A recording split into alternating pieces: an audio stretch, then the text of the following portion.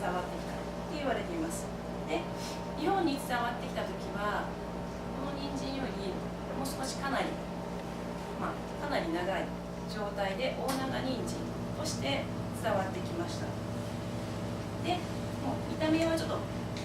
多分その伝わってきた当時は薬用人参、朝鮮人参ですね。朝鮮人参と形はよく似ているんですけれども、こちらの人参は、人参って何科の人参ご存知ですか？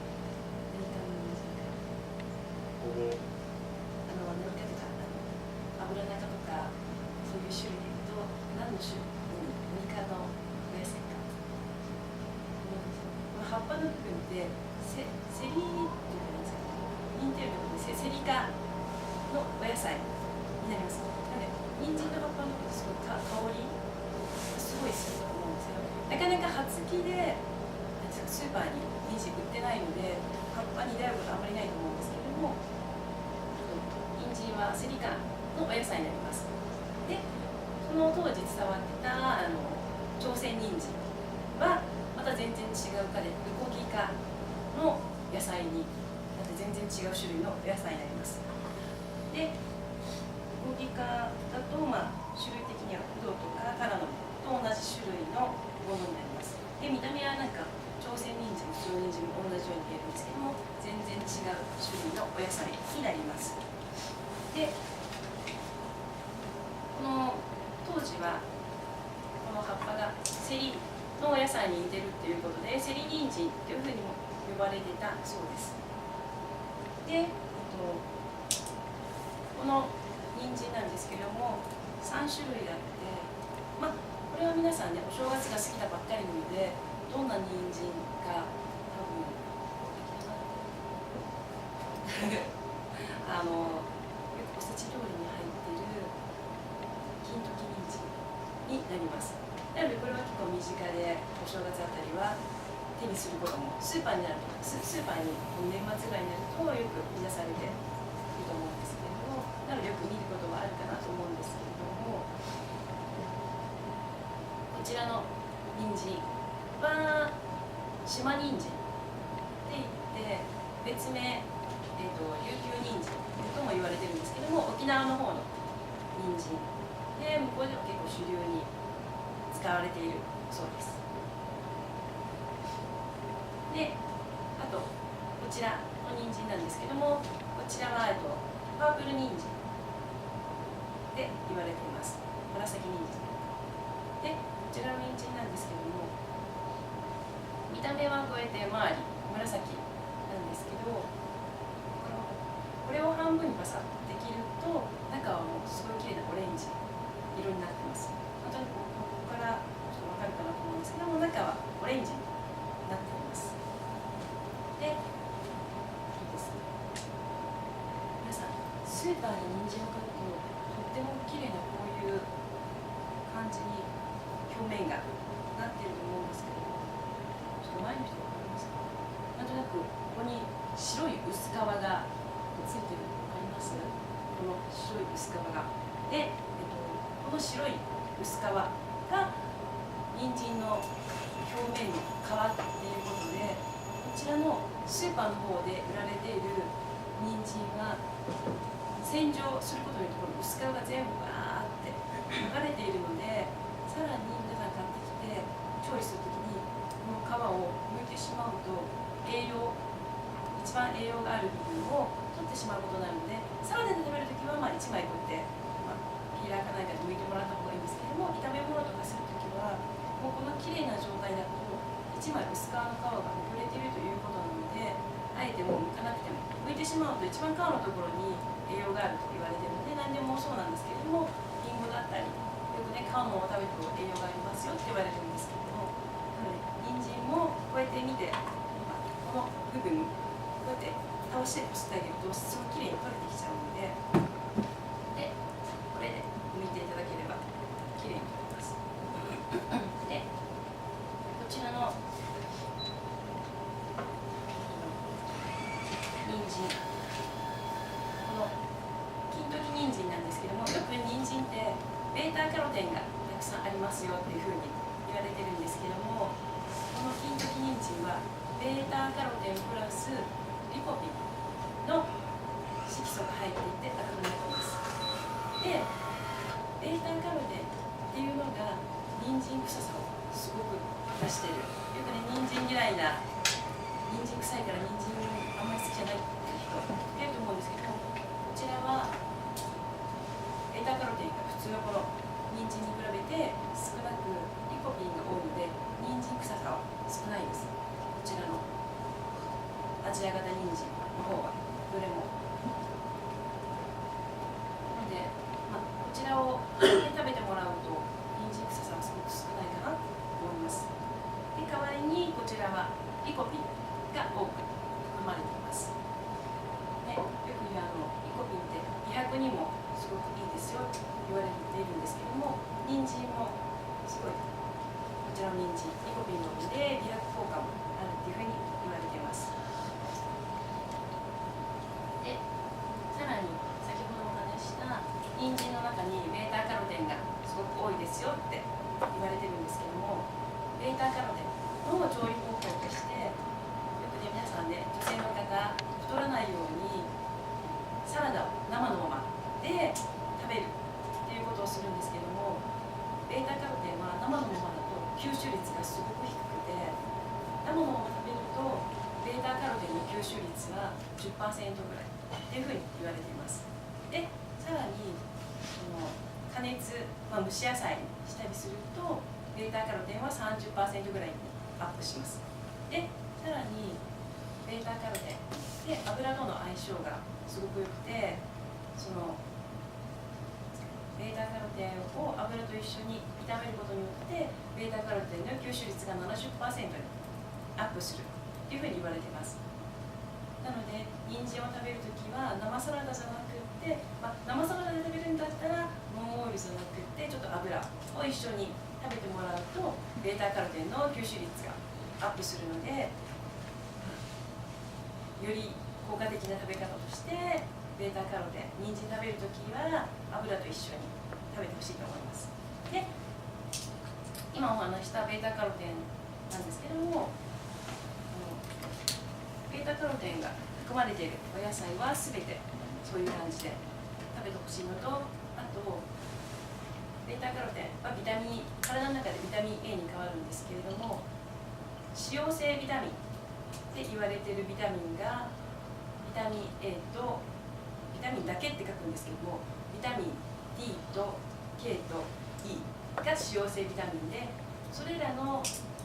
タミン A と K と E と E かなだけってローマ字でだけって書くと脂溶性ビタミンの4つなんですけども、それらのビタミンは油で炒めていただく、油と一緒に食べてもらうと吸収がいいっていうふうに言われています。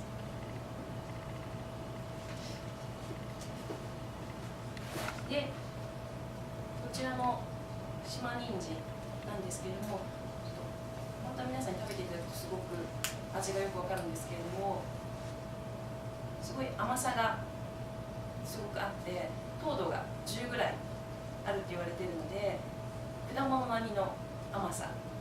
があるっていうふうに言われています。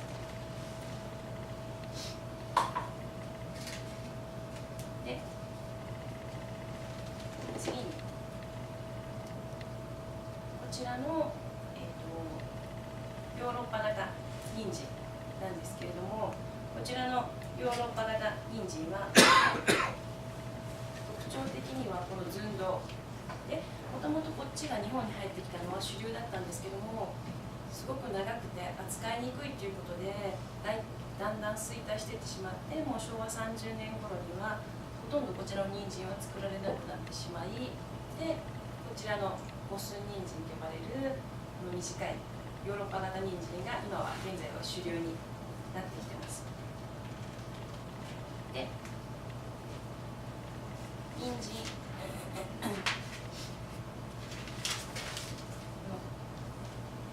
人参を選ぶ時の選び方なんですけれども、人参表面がこうねツルツルしてて、なるべくこの見えますかね、ひげ根が少ないものを選ぶといいっていうふうに言われています。でこのひげ根が縦にきれいに並んでいるのが美味しい人参っていうふうに言われてます。なので根菜類、これも根菜類なんですけども、土の下にあるお野菜は選ぶときはひげ根が、大根もそうなんですけれども、ひげ根が縦に並んでいるものとか表面がツルツルしているものを選ぶと美味しいっていうふうに言われています。で、あと人参を選ぶとき、この断面からすごい見にくいんですけども、ここを見てもらったら分かるように芯があるんですけども、この芯が細いものを選ぶと、芯の部分が一番硬いので、この芯の部分が太いと、硬いところが多い、あんまり美味しくない人参ということで、なるべくこの芯が細い、ちょっとこれあんまりよくわかんないんですけども、細い人参を選ぶと美味しくて柔らかい人参に当たりますということです。で、先ほど話した葉付き人参が売ってることは少ないんですけれども、葉付きに葉のついた人参を買ってきたら、必ず葉っぱとこの人参を切り落として、すぐ使わなければ置いておいてほしいんですけれども、っていうのはこの葉っぱをついたままそのまま置いておくと、葉っぱが成長しようと思ってこの人参自体の栄養をどんどんすすってしまうというか、これは人参に限らずこちらの大根も一緒なんですけれども、大根は結構ね、葉っぱ付きの大根を売ってることが多いと思うんですけれども、大根を買ってきました。で、今日明日使わないからってそのままずっと放置しておくと、ふってある日使おうかなと思ったら中に酢が入っていることとかがあると思うんですけれども、その酢が入ってしまうというのは、この葉っぱがどんどん生きていくためにこの大根の自体の栄養を吸ってしまって、で中が酢になってしまうっていう現象なので、葉っぱ付きのものを買ってきたらスパッて落として、葉っぱの部分とこの大根の部分を分けて置いておいてください。葉っぱ付きのものを買ってきた場合は全てそうしてもらいたいなと思います。で、あと先ほどお話ししたこの人参の葉っぱってすごい香り成分がありますよってお話したんですけども、その香り成分っていうのがピラジンっていう香り成分になります。で、この香り成分のピラジンっていうのは血栓を作りにくくしてくれたり、血液凝固を防いでくれるっていう効果があります。なので結構ね、ヨーロッパの方ではこの人参の葉っぱの部分は民間療法とかでよく使われているそうです。で、さらにこの葉っぱの人参の部分を食べると腸内環境も整えてくれるっていうことで、よくお腹の調子が悪い時とかにはその人参の葉っぱを食べるとこの腸内環境も整えてくれるって言われているそうです。で、なかなかこの葉っぱ付きの人参を食べることってめったにないと思うんですけども、スーパーとかで出会ったらぜひ一度試してみてください。ここら辺の方では葉っぱ付き人参はあまり出会わないんですけども、京都とか関東の方に行くと葉人参って言って、もうちょっと人参はなんですか、ちっちゃなミニ人参でこの葉っぱの部分だけ葉人参としてよく売られるそうなんですけども、名古屋では私あんまり見たことないんですけれども、なのでぜひ出会ったら、ちょっと試してみてください。私は父が畑をやっているので、春とかになったらこの葉っぱの人参の部分だけをよく細かく刻んで、それを油で炒めて鰹節と一緒に炒めて人参のふりかけを作ったりしてご飯にまぶして食べます。すごい香りがして美味しいです。で、人参よくこの人参って皆さん聞いたことありますかね。ベータカロテンが豊富なのは有名なんですけれども、人参のこの成分の中にアスコルビナーゼという成分があって、このルビナーゼっていう成分がビタミン C を壊してしまう成分になるので、人参と例えば大根ってビタミン C が多いので有名なんですけども、この人参と大根一緒にサラダにして食べるときに、この人参のアスコルビナーゼが大根のビタミン C を壊してしまうので、ちょっとそれを壊さないために酢を振りかけてあげたりとかすると、人参が持っているアスコルビナーゼがビタミン C を壊さないということで、一緒に食べるときはちょっと気をつけて酢を振りかけてあげたりするといいと思います。で、あと先ほど話した人参の葉っぱの中にはすごい栄養があって、大根の葉っぱもそうなんですけれども、この根っこの部分って土の中に埋まっているので、土の中からはミネラルを吸収して、この上の部分からは、お日様の光光合成してビタミンを作るっていう風なんですけれども、この人参の葉っぱの中にはビタミン A は根っこの5倍の栄養素があって、さらにビタミン C はこの根っこの3倍の栄養があるというふうに言われています。で、さらにカルシウムや鉄分も人参には豊富なので、女性にとってはありがたいお野菜かなって思います。